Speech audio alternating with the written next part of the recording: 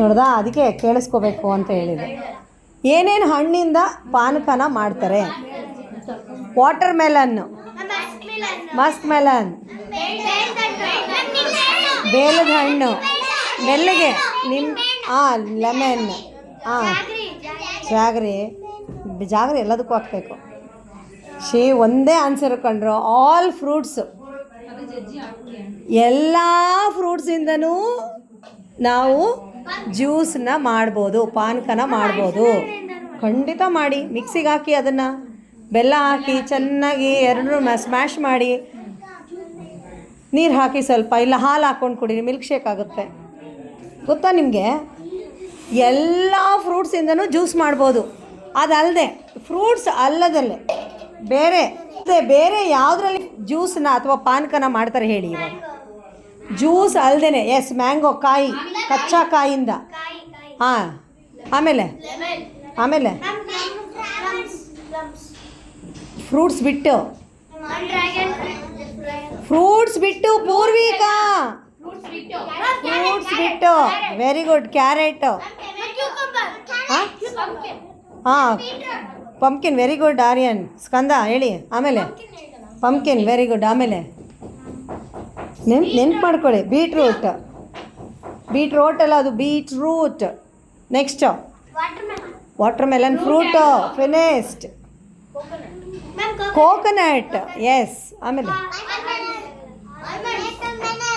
Water melon ಇಲ್ಲ, ರೆಡಿಶಲ್ಲಿ ಮಾಡಲ್ಲ ಪಾನಕ. ನೋಡಿ, ಒಂದು ನೀವು ಜನರಲಾಗಿ ಥಿಂಕ್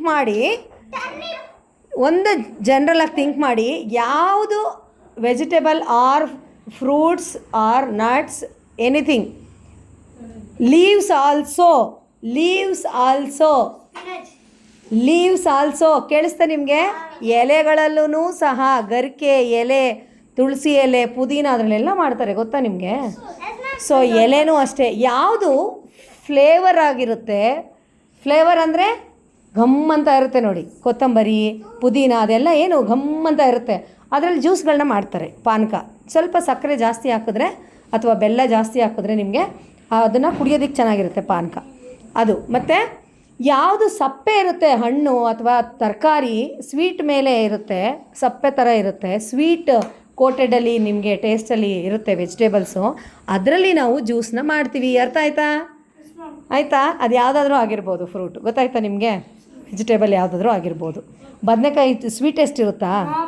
ಹಾಗಲಕಾಯಿ ಸ್ವೀಟೆಸ್ಟ್ ಇರುತ್ತಾ? ಸೊ ಅದರಲ್ಲೆಲ್ಲ ನಾವು ಪಾನಕ ಮಾಡಲ್ಲ. ಮೂಲಂಗಿ ಸ್ವೀಟ್ ಇರುತ್ತಾ? ಸೊ ಹಾಗಾಗಿ ಆ ಥರದ್ದು ವೆಜಿಟೇಬಲಲ್ಲಿ ನಾವು ಪಾನಕ ಮಾಡಲ್ಲ. ಕ್ಯಾರೆಟ್ ಸ್ವೀಟಾಗಿರುತ್ತೆ, ಅದು ಪಂಪ್ಕಿನ್ ಸ್ವೀಟಾಗಿರುತ್ತೆ, ಕೋಕೋನಟ್ ಸ್ವೀಟಾಗಿರುತ್ತೆ. ಸೊ ಈ ಥರದ್ದೆಲ್ಲ ನಾವು ಜ್ಯೂಸನ್ನು ಮಾಡ್ತೀವಿ. ಹೌದಾ? ಈಗ ನಾವು ಮಸ್ಕ್ ಮೆಲನನ್ನು ತೊಗೊಂಡು ಜ್ಯೂಸ್ ಮಾಡ್ತಾಯಿದ್ದೀವಿ. ಆಯಿತಾ?